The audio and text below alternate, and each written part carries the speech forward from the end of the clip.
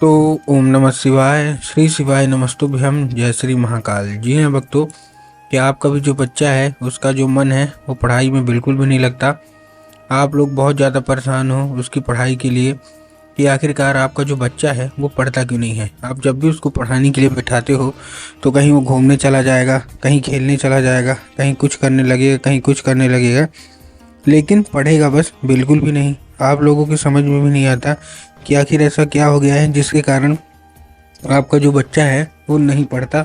तो आपको परेशान होने की कोई भी आवश्यकता नहीं है, क्योंकि आज जो मैं आपको उपाय बताने वाला हूँ, अगर आपने केवल केवल उतना सुन के और अच्छे तरीके से कर लिया तो अवश्य रूप से आपका जो भी बच्चा है ना, जिसका भी मन पढ़ाई लिखाई में नहीं लगता ना, अवश्य रूप से उसका जो मन है वो पढ़ाई की ओर लगेगा, पढ़ाई की ओर आकर्षित होगा ही होगा। क्या करना है, कैसे करना है, पूरा का पूरा आपको बताने वाला हूँ और अच्छे तरीके से आपको समझाने वाला हूँ। तो एक एक चीज़ ध्यान से सुन के अच्छे से करिएगा ज़रूर। देखिए, आपको भी पता है कि पूज्य गुरुदेव की जो कथा होती है उसमें लाखों की भीड़ आती है। कैसे भीड़ आती है? लाखों की भीड़ आती है। और जब गुरुदेव की कथा में लाखों की भीड़ आती है तो वहाँ ज़्यादातर जो भक्त होते हैं ना, वो क्या करते हैं, पत्र के द्वारा अपनी इच्छा और अपनी मनोकामना जो है वो गुरुदेव तक पहुंचाते हैं। तो अभी गुरुदेव की कथा चल रही थी, आज से 4 से 5 महीना पहले की बात है। गुरुदेव की क्या है, कथा चल रही थी और गुरुदेव की कथा में लाखों की भीड़ आई। अब जब गुरुदेव की कथा में लाखों की भीड़ आई तो वहाँ ज़्यादातर जो भक्त थे ना, उन्होंने क्या किया, पत्र के द्वारा अपनी इच्छा और अपनी मनोकामना जो थी वो गुरुदेव तक पहुँचाई। अब जब गुरुदेव के पास पत्र पहुँचा और गुरुदेव ने पत्र पढ़ा तो वहाँ गुरुदेव ने देखा, क्या देखा कि ज़्यादातर जो भक्त है ना, उनकी क्या है, केवल और केवल एक ही इच्छा और एक ही मनोकामना है। क्या मनोकामना है कि गुरुदेव, हमारा जो बच्चा है, मतलब उसका जो मन है ना, वो पढ़ाई की ओर बिल्कुल भी नहीं लगता। कृपया करके कोई उपाय बता दें ताकि हमारा जो बच्चा है वो अच्छे तरीके से पढ़े, अच्छे तरीके से आगे बढ़े। हम लोग बहुत ज़्यादा परेशान हैं, कृपया करके कोई उपाय बता दें। अब जब गुरुदेव ने ये क्या देखा, अब जब गुरुदेव ने ये देखा, मतलब उसमें ये भी लिखा था कि गुरुदेव, हमारा जो बच्चा है ना, उसको हमने बहुत ज़्यादा कोशिश की पढ़ाने का कि हमारा बच्चा अच्छे तरीके से पढ़े, अच्छे तरीके से आगे बढ़े। हमने बहुत अच्छी उसको स्कूल में डाल के रखा है, बहुत अच्छा कोचिंग ट्यूशन दे रहे हैं, लेकिन फिर भी बच्चे का मन पढ़ाई में नहीं लगता। कृपया करके कोई उपाय बता दें। अब जब गुरुदेव ने देखा तब गुरुदेव ने 2 से 3 उपाय बताए और कहा, केवल और केवल ये उपाय कर लेना, तुम्हारा जो भी बच्चा है अवश्य रूप से वो आगे बढ़ेगा ही बढ़ेगा और अच्छे तरीके से पढ़ाई करेगा ही करेगा। अब जब गुरुदेव ने देखा तब गुरुदेव ने 2 से 3 उपाय बताए और कहा कि मात्र और मात्र ये उपाय कर लेना, तुम्हारा जो भी बच्चा है ना, वो अवश्य रूप से पढ़ाई की ओर आकर्षित होगा ही होगा। अब जब गुरुदेव ने उपाय बताया तो लोगों ने जा जाके इस उपाय को घर में करना शुरू कर दिया। अब जैसे ही लोगों ने जा के इस उपाय को घर में करना शुरू कर दिया, वही लोग गुरुदेव की कथा में मात्र 1 से 1.5 महीने के बाद वापस आए। अब जब वही लोग गुरुदेव की कथा में वापस आए तो उन्होंने क्या किया, फिर से एक बार गुरुदेव को पत्र लिखा। लेकिन ये वाला जो पत्र था ना, ये गुरुदेव को धन्यवाद के रूप में पत्र था कि गुरुदेव, धन्य हो आपका, आपके द्वारा बताया गया उपाय हमने कर लिया है।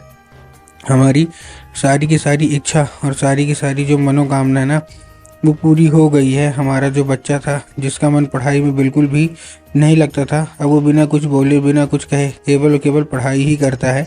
आपका कोटि कोटि धन्यवाद। तो देख लीजिए, जो भी बच्चा, जो लोग मतलब अभी सुन रहे हैं ना, अगर आपको भी जानना है कि आखिर ऐसा कौन सा उपाय है जिसको करने मात्र से इच्छा मनोकामना पूरी हो जाती है, तो चलिए हम बताते हैं आपको आज की इस वीडियो के माध्यम से कि आपको करना क्या है। तो बस उपाय ध्यान से सुन के अच्छे से करिएगा ज़रूर। लेकिन उसके पहले चैनल पे अगर पहली बार आए हैं और आवाज़ मेरी पहली बार सुन रहे हैं तो वीडियो कर दें लाइक और चैनल को भी कर लें सब्सक्राइब, ताकि पूजनीय पंडित प्रदीप जी मिश्रा के रोज़ नए नए उपाय, जो कि मैं उनकी कथा से सुनता हूँ, श्रवण करता हूँ, सबसे पहले मैं आपको प्राप्त करा सकूँ। तो देखिए, जो हमारा सबसे पहला उपाय है, इस उपाय में आपको करना क्या है।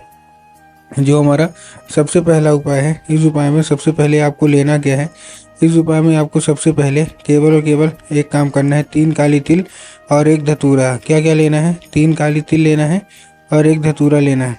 अब देखिए, काली तिल और काली मिर्च में ना बहुत सारे लोग कंफ्यूज भी होते हैं कि काली तिल क्या है, काली मिर्च क्या है। हमको थोड़ा साफ साफ बताइए कि हमको लेना क्या है। तब गुरुदेव ने साफ साफ बताया है कि आपको काली तिल ही लेना है, ठीक। ले लिया काली तिल। अब काली तिल लेने के साथ साथ आपको और क्या करना है, जैसे आपने लिया, लेने के बाद अपने बच्चे को एक धतूरा भी देके भेज दीजिए कहाँ, सीधा सीधा शिव मंदिर। अब जैसे ही आपका बच्चा शिव मंदिर पहुँचेगा, शिव मंदिर पहुँचने के बाद उसको बोलना है कि दक्षिण दिशा में खड़ा हो जाए और उत्तर की ओर अपना चेहरा कर ले। अब देखिए दक्षिण और उत्तर में भी ना बहुत सारे लोगों के मन में कन्फ्यूज़न आता है कि दक्षिण क्या है उत्तर क्या है। तब गुरुदेव ने बताया कि आप जिस भी शिव मंदिर जा रहे हैं ना, उस शिव मंदिर का जिधर साइड जलाधारी होगा आपको अपना चेहरा उधर साइड करके खड़े हो जाना है। ठीक, खड़े हो गए। अब खड़े होने के बाद आपको केवल एक नाम लेके, कौन सा, महादेव का बहुत ही सुंदर सा नाम है श्रम्भेश्वर महादेव। तो आपको करना क्या है, केवल और केवल श्रम्भेश्वर महादेव का नाम लेके और उन्हीं का स्मरण करके आपको चुपचाप क्या कर देना है, अर्पित कर देना है बस। पूज्य गुरुदेव कहते हैं कि अगर आपने ऐसा कर लिया तो बस रूप से आपके बच्चे का जो मन है ना, वो पढ़ाई की ओर आकर्षित होगा ही होगा, और बिना कुछ बोले, बिना कुछ कहे, केवल और केवल आपका जो बच्चा है ना वो पढ़ाई ही करेगा। ठीक, ये था कौन सा हमारा, ये था हमारा पहला उपाय। अब हम चलते अपने दूसरे उपाय की ओर।